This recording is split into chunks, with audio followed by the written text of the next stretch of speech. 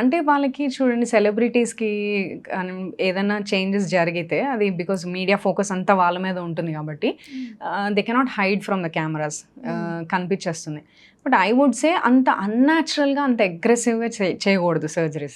You should rather కొంచెం gap ఇచ్చి at least కొంచెం సటిల్ చేంజెస్ చేస్తే అయితే అంత ఆల్సో మనకు కూడా ఏంటంటే సడన్‌గా you can't accept the change in the face or body.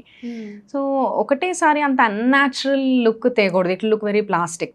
Subtle changes మీ ఫీచర్స్ మీకు అలా యూనిక్‌గా అలానే ఉండాలి. కొంచెం ఏదైతే మీకు you are uncomfortable about certain parts of your face అంటే వాటిని మాత్రమే సటిల్‌గా చేంజ్ చేసుకోగలిగితే it will look very natural. Okay. So those kind of surgeries should in fact celebrities అలాంటి సటిల్ చేంజెస్ చేసుకుంటే it will give a good impact పబ్లిక్లో కూడా.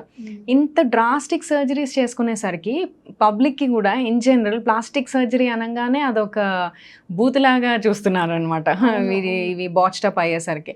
But in general మీరు చూసినట్లయితే lot of plastic surgeons daily బేసిస్లో మన హైదరాబాద్లోనే చాలా కేసెస్ చేస్తున్నాం ఎవ్రీడే.